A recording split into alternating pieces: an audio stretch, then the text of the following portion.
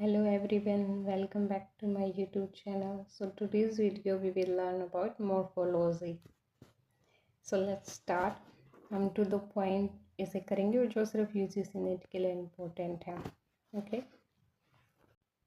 What is morphology? Morphology in linguistics is the study of the structure of words and how words are formed using the smallest meaningful unit called morphemes. Morphology क्या है? जो study करती है कि word का structure कैसा है, वो वर्ड कैसे फॉर्म यानी कि कैसे लिखे जाते हैं, इसका स्टडी करता है. यानी कि वर्ड का इंटरनल स्ट्रक्चर जो है उसको स्टडी करता है. मोर्फोलॉजी जो है ग्रीक वर्ड मॉर्फीम के फॉर्म शब्द से, यानी कि मॉर्फीम ग्रीक वर्ड मॉर्फीम जिसका मतलब है फॉर्म और लोगोज स्टडी, यानी कि मॉर्फोलॉजी का मतलब है study of word formation. Greek word से आया ये. और मॉर्फीम क्या आता है? स्मॉलेस्ट यूनिट ऑफ मीनिंग, यानी कि जो स्मॉलेस्ट यूनिट है मीनिंग की उसे हम मॉर्फीम कहते हैं. एग्जाम्पल अनहैप्पीनेस है. अनहैप्पीनेस इसमें 3 मॉर्फीम हैं, जैसे अन प्रीफिक्स, हैप्पी, रूट और नेस सफिक्स. इसमें 3 मॉर्फीम्स हुए. मॉर्फीम क्या? स्मॉलेस्ट यूनिट ऑफ मीनिंग है, ऐसी यूनिट जिसका कुछ मतलब हो, वो मॉर्फीम है. और morphology study of word formation. Let's do the types of morphemes. Morphemes के 2 टाइप्स हैं, जिसमें आता है free morphemes. They can stand alone as independent words, इनके इंडिपेंडेंटली खड़े हो सकते हैं. जैसे एग्जांपल्स हैं book, run, happy. They can stand alone, इनकी नहीं किसी के सहारे की ज़रूरत नहीं होती, ये वर्ड अपने आप में पूरे हैं. अब आते हैं दूसरे bound morphemes. Bound morpheme they can not stand alone, they must be attach to another morpheme. इन्हें दूसरे मॉर्फीम की ज़रूरत है क्योंकि इनका खुद का कोई मतलब नहीं होता. इसके एग्जाम्पल है अन. जैसे अन को ज़रूरत है, जैसे अन ये एक सफिक्स और प्रीफिक्स की तरह कार्य करते हैं. बाउंड मॉर्फीम्स अगर अन को किसी की ज़रूरत है, जैसे कि वर्ड है हैप्पी. हैप्पी अपने आप में फ्री मॉर्फीम है. अब जो बाउंड मॉर्फीम है हमें से अन लगाना होगा, UN, तब ये अनहैप्पी, तब ये बाउंड मॉर्फीम बना. यानी कि इसका अपने का कोई मतलब नहीं है, लेकिन ये जो फ्री मॉर्फीम है ये मीनिंगफुल वर्ड बनाता है.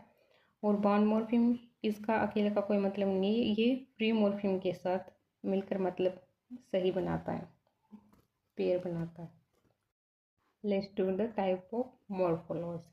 मॉर्फोलॉजी के टाइप्स हैं. फर्स्ट में inflectional morphology deals with grammatical changes in a word, यानी कि ग्रामेटिकल चेंजेस एक वर्ड में किस तरीके से होता है उसका स्टडी करता है. Don't create in new word, यानी कि एक नया शब्द ये नहीं बनाता है. जैसे कि एग्जांपल है प्ले. सो प्लेड हो गया, टेंस में चेंज हो गया, पास्ट में चला गया, लेकिन मतलब वही रहा, खेलना या खेला गया, कुछ भी मतलब खेलने से ही रिलेटेड रहा. ये बॉय बॉयज़ यानी कि प्लूरल हो गया. पर एस लगने से, ईटी लगाने से, कुछ भी लगाने से इससे नया वर्ड क्रिएट नहीं होता है. ये चीज़ इसमें याद रखनी है. मीनिंग सेम रहता है, सिर्फ फॉर्म चेंज होता है. डेरिवेशनल मॉर्फोलॉजी न्यू वर्ड्स बनाता है. मीनिंग या part of speech sound change हो जाता है, यानी कि स्पीच चेंज हो जाता है. एग्जाम्पल हैप्पी, अनहैप्पी, यानी कि अन लगा दिया तो ये मीनिंग चेंज हो गया, यानी कि ये खुश था, ये उदास हो गया. टीच यानी पढ़ना, पढ़ाना. टीचर यानी कि नाउन बन गया, वर्ब से ये नाउन में चेंज हो गया. काइंड, दयालु और काइंडनेस, यहाँ न्यू वर्ड्स क्रिएट होते हैं डेरिवेशनल में. हमें इनका डिफरेंस अच्छे से याद रखना है. डेरिवेशनल जो हैं ये अनलिमिटेड होते हैं और इनफ्लेक्शनल ये 8 होते हैं संख्या में. यानी कि देखो हम वर्ड तो बहुत सारे क्रिएट कर सकते हैं, डे बाय डे नए वर्ड्स क्रिएट होते हैं, पर जो फॉर्म्स हैं वर्ड की, ये ग्रामेटिकल चेंजेस है वो रोज़ नहीं बदलते हैं, इसलिए ये लिमिटेड है और ये अनलिमिटेड है.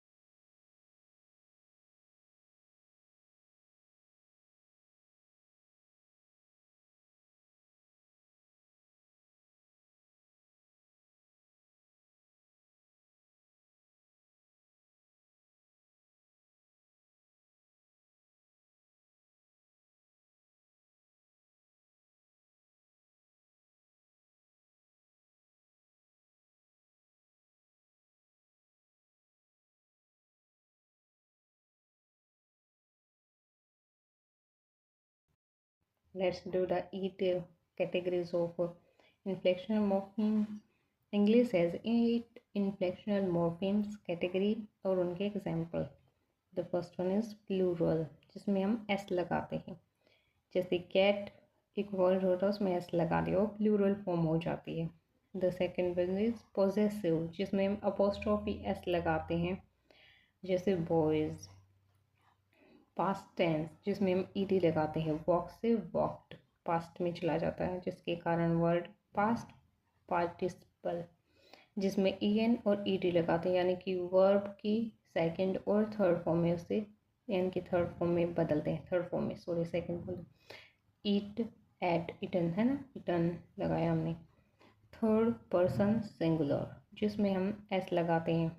ये देखो, यानी कि ये प्रेजेंट इंडेफिनिट टेंस की तरह कार्य करता है, जिसमें जो है सिंगुलर चीज़ होती है उसका हम प्लूरल में बदलते हैं, एस लगाते हैं. ये singular.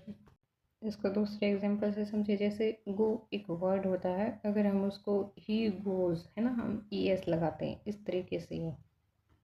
The next one is comparative, जिसमें हम तुलना करते हैं. जैसे he is taller than me, इस तरीके से. टॉलर कंपैरेटिव डिग्री, तुलना के लिए. सुपर रिलेटिव, यानी कि जो सबसे अधिक कोई चीज़ है, लंबी है, वो बताने के लिए, या सबसे सुपर रिलेटिव. जैसे tallest, he is the tallest boy in the class.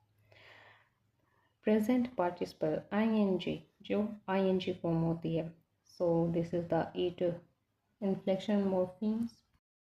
अब हम इसमें आने वाले इम्पोर्टेंट टर्म्स जैसे रूट एंड स्टेम को सीखेंगे. क्या होते हैं? रूट इज़ द बेसिक वो part of a word that carries the main meaning, जो कि मेन मीनिंग कैरी करता है. It can not be divided further in morphology, यानी कि वे वर्ड्स जी और ज़्यादा डिवाइड नहीं हो सकते मोर्फोलॉजी में, वो रूट वर्ड होते हैं. जैसे रूट का मतलब क्या होता है? जड़. अनहैप्पी, अनहैप्पी में हैप्पी जो है वो रूट वर्ड है ना, जड़ है ना. यानी कि अब हम इस हैप्पी को और ज़्यादा शब्दों में नहीं तोड़ सकते, क्योंकि अगर हम इन्हें तोड़ेंगे HAPPY या वाई भी हटा दें, HAPP, इसका कोई मतलब नहीं हुआ. या H हटा दें, APPY, इसका भी कोई मतलब नहीं हुआ. यानी कि वो सिंगल यूनिट जिसका एक सार्थक मीनिंग है, जो मीनिंग कैरी करता है, वो है रूट. टीचर में टीच रूट वर्ड है, ER लगाया है हमने, तो टीच हमारा रूट वर्ड हुआ. रीप्लेइंग, प्ले है ना, री हमने लगाया है प्रीफिक्स और ing भी लगाया है, तो प्ले जो है वो रूट वर्ड है. रूट क्या है? Original meaning of the word, यानी कि ओरिजिनल मीनिंग कैरी करता है रूट. स्टेम, स्टेम क्या? Is the form of a word to which inflection affixes like S, ed, ing are added, यानी कि जिसमें हम ऐड करते हैं. वैसे स्टेम का मतलब क्या होता है? तना है ना, जो जड़ से मतलब थोड़ा ऊपर होता है, पेड़ के स्ट्रक्चर की तरह समझे तो. It may be only a root और रूट प्लस डेरिवेशनल एफिक्स, यानी कि इसमें हम रूट वर्ड और डेरिवेशनल एफिक्स और जोड़ते हैं, तब हमारी स्टेम स्टेम बनता है. एग्जाम्पल्स, प्लेइंग, प्ले जो है ये रूट वर्ड है और ing हमने इसमें लगाया, तो ये स्टेम है. टीचर्स में टीचर रूट है और जो एस है वो स्टेम है. अनहैप्पीनेस में रूट वर्ड हैप्पी है और स्टेम में unhappy, because ness is added to it. Example, playing में प्ले जो है वो रूट वर्ड है, स्टेम गलती से हुआ है, और ing ये स्टेम है. टीचर्स में टीचर जो है वो रूट वर्ड है और एस जो हमने जोड़ा है सफिक्स, ये स्टेम वर्ड है. और अनहैप्पीनेस में रूट वर्ड हैप्पी है ना, जैसा कि हमने ऊपर भी पढ़ा था, हैप्पी है. और स्टेम क्या हुआ? Unhappy, because ness is added to it, है ना, हमने प्रीफिक्स भी जोड़ा, सफिक्स भी जोड़ा, तब ये स्टेम बना. स्टेम क्या है? Base of grammatical changes. Let's do the types of morphological processes.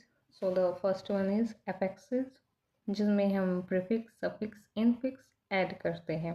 जैसे हैप्पी में अन ऐड कर दिया, टीचर, टीचर में ER, टीच में ER ऐड कर दिया, है ना, यानी कि इसमें हमने सफिक्स ऐड किया, इसमें प्रीफिक्स ऐड किया। अनहैप्पी में ये अन आगे वाली चीज़ उपसर्ग जो वो प्रीफिक्स होती है, और प्रत्यय जो पीछे लगता है ER, जैसे टीचर में ER लगाया, और ये जो बीच वाली चीज़ होती है इनफिक्स होती है, जो कि ऐसे ही जो बहुत रेयरली मिलती है, जैसे फैन, ब्लडी, टेस्टिस, ये जो ब्लडी है ये इनफिक्स है। The second one is compounding. Compound में दो वर्ड्स को जोड़ना, ऐड करना, जैसे black plus board, black board, tooth plus paste, toothpaste, यानी कि हमने दो सार्थक शब्द लिए हैं जिनका खुद का एक मतलब, जैसे ब्लैक का मतलब काला होता है और बोर्ड मतलब बोर्ड होता है, और ब्लैक बोर्ड बन गया काला बोर्ड, और टूथ और पेस्ट, टूथपेस्ट बन गया। सार्थक शब्द लिए, कंपाउंडिंग हुआ।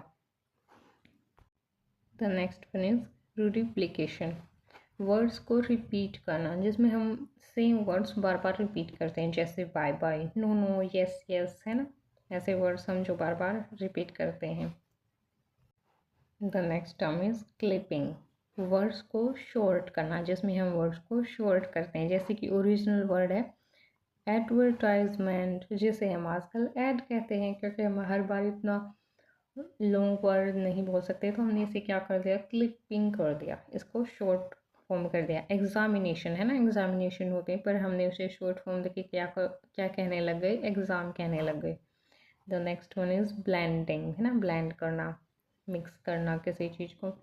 दो वर्ड्स के पार्ट मिलाकर न्यू वर्ड बनाते हैं, जैसे स्मोक प्लस फोग, स्मोक, है ना, स्मोक बोलते हैं, जिसमें स्मोक भी हो और फोग भी हो। ये तो बहुत फेमस, आपने सुना ही होगा बहुत सारे सीरियल्स में, और रियल लाइफ में भी यूज होता है। ब्रेकफास्ट प्लस लंच, ब्रंच, है ना, यानी कि जो लोग जो सुबह ब्रेकफास्ट नहीं करते और फिर एक साथ लंच करते हैं तो कहते हैं मैं ब्रंच कर रही हूँ, ब्रंच कर रहा हूँ, है ना, यानी कि वो ब्रेकफास्ट पे और लंच के टाइम पर भी दोनों चीज़ें कर रही हैं, तो ब्रंच हो गया। ब्लेंडिंग हो गया दो वर्डों का। The next one is acronym, जो चीज़ फर्स्ट लेटर के वर्ड से बनती है, जैसे नासा, यानी कि जो चीज़ें जिनकी फुल फॉर्म होती है, words formed from initial letter to full form, वो चीज़ होती है एक्रोनियम्स। जैसे यूनेस्को है ना, इसकी भी फुल फॉर्म है, लेकिन हमने इसके शुरू के वर्ड लेके ये चीज़ें बनाई हैं, ठीक है। The next one is back formation, word से पार्ट हटाकर न्यू वर्ड्स, जैसे एडिटर होता है, इसको हमने एडिट कहना शुरू कर दिया। डोनेशन से डोनेट बन गया, यानी कि न्यू क्रिएट कर दिया हमने, डोनेट, है ना। एडिटर जो होता है एडिट करने वाला होता है, और एडिट एक मतलब दूसरी चीज़ है करने योग्य। The next one is conversion, जैसे हम ज़ीरो डेरिवेशनल कहते हैं, पार्ट ऑफ स्पीच चेंज बिना एफिक्स के, यानी कि बिना एफिक्स लगाए भी हम चेंज कर देते हैं, जैसे गूगल नाउन फॉर्म में यूज़ हो रहा है, और अगर हमने इसके आगे टू लगा दिया तो ये वर्ब फॉर्म में होगा टू गूगल, है ना, यानी कि अब हम इसे सेंटेंस में एज ए वर्ब यूज़ करेंगे अगर हमने गूगल के आगे टू लगा दिया तो। और the next word is S example run, यहाँ पर ये वर्ब है और ई लगा दिया हमने इसके आगे, तो ये नाउन हो गया। Let's do the allomorphs. An allomorph is a variant form of single morpheme that has the same meaning but a different pronunciation or spelling depend on its environment. Allomorph क्या हुआ, जिनका मीनिंग सेम होता है, बस form अलग हो जाती है मॉर्फीम से। फॉर्म यानी साउंड और स्पेलिंग। अगर हम एग्जाम्पल से समझें, जैसे कि एस, अब हम प्लूरल करते हैं, जैसे कि इसमें ये होता है कैट्स, एस डॉग्स, इसमें ये ज की तरह साउंड करा है, पर ऐसे ही है, यानी कि है तो ऐसे ही बस जय की तरह, यानी कि साउंड अलग तरीके से कर रहा है। और इसमें बसेस, बसेस है ना, इसमें भी अलग तरीके से साउंड कर रहा है। ऑल इंडिकेट, यानी कि ये जो एस है, ये जो एस है ये इंडिकेट कर रहा है प्लूरल फॉर्म का, है ना, cats dogs buses plural form का इंडिकेट कर रहा है। So they are allomorphs of the same morpheme, यानी कि एलोफॉर्म्स हैं, एलोमॉर्फ्स हैं, सॉरी, एलोमॉर्फ्स और द सेम मॉर्फिम। सो इसका क्या मतलब है, यानी कि प्लूरल जो एस है, यानी कि ये जो एस लगाते हैं हम, ये प्लूरल तो बनाते हैं, इसमें साउंड पर साउंड सेम नहीं रहती, साउंड अलग है, मीनिंग सेम है, यानी कि मीनिंग प्लूरल है। और सो ये तीनों चीज़ क्या हुई, एलोमॉर्फ्स हुई, ये तीनों एलोमॉर्फ्स। अगर मैं दूसरी टाइप के एग्जांपल्स दूँ, जैसे कि अनहैप्पी और इनलीगल। अनहैप्पी में हमने प्रीफिक्स ऐड किया है अन, UN, और हैप्पी रूट वर्ड है हमारा, और इनलीगल यानी कि लीगल एक वर्ड है और इसमें इल IL ऐड किया है प्रीफिक्स। सो जो, लेकिन इन दोनों का मतलब जो है UN का और IL का, वो मीनिंग सेम है, यानी कि नॉट, यानी कि नॉट हैप्पी और नॉट लीगल, है ना, मीनिंग सेम है, ये नेगेटिव फॉर्म बन गई है। फॉर एग्जाम्पल जैसे इम्पॉसिबल, यानी कि आई एम इम्प्रीफिक्स लगाया हमने पॉसिबल के साथ, तो वो इसका भी मतलब नॉट हो, यानी कि नॉट पॉसिबल। इरेगुलर, यानी कि डिफरेंट प्रोनाउंसिएशन है और स्पेलिंग है बट मीनिंग सेम है, यानी कि जैसे नॉट है ना, कुछ इनका। Let's do the types of allomorphs. इसमें फर्स्ट है phonological, phonologically conditioned. Form depend on sound environment, environment पे डिपेंड है, जैसे कैट्स डॉग्स, यानी कि इसमें ये ऐसे ये एस शय की तरह बोला जा रहा है और डॉग्स में जै की तरह, एनवायरनमेंट पे डिपेंड है, लेकिन दोनों का मतलब प्लूरल है। The next one is morphologically conditional. Form depend on specific word और ग्रामर, स्पेसिफिक वर्ड पे डिपेंड है, जैसे OX, इसमें ऑक्सन बनेगा और चाइल्ड का चिल्ड्रन ही बनेगा, स्पेसिफिक वर्ड पे डिपेंड है। The third one is lexically conditional. Form depend on particular word, particular words, जैसे इम्पॉसिबल में एम और इनलीगल में एल, यानी कि हम ये नहीं कि हम इम्पॉसिबल के आगे इन लगा दें, नहीं, इसके साथ IM ही लगेगा और इनलीगल के साथ IL ही लगेगा, तभी ये सार्थक शब्द बनेंगे और नेगेटिव बनाएंगे। The next important concept is lexeme.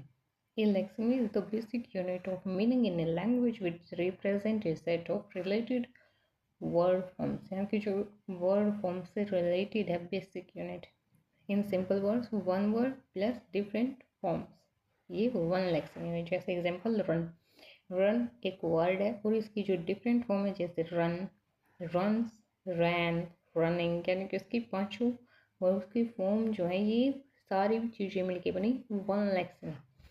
ऐसे ही जैसे गोज की गो, गोज, वेंट, गोइंग, है ना, यानी कि जो एक ही वर्ड फैमिली का कोर मीनिंग निकालता है उसे लेक्सिमी कहते हैं। ये एब्स्ट्रैक्ट वोकैबुलरी यूनिट होती है जो मीनिंग को रिप्रेजेंट करता है, चाहे उसकी ग्रामेटिकल फॉर्म चेंज हो जाए। All these forms belong to one lexeme because the core meaning is the same. इनका core meaning same है ना, यानी कि हम गो का यूज़ जाने में करते हैं, वेंट का भी और गोइंग का भी, बस उसमें ग्रामेटिकल फॉर्म चेंज हुई है, वेंट हुआ है, गोज हुआ, ING हुआ है, बट उसका मीनिंग चेंज नहीं हुआ है, और ये सारी चीज़ें मिलकर एक लेक्सिमी बनाती है। Lexeme is a abstract unique idea in dictionary, dictionary का idea, it actual forms are called words form shortly, lexeme head word dictionary form में बताइए। I hope you found this video helpful, so don't forget to like, share and subscribe. Keep learning and keep growing. खुश रहिए, आबाद रहिए और सीखते रहिए।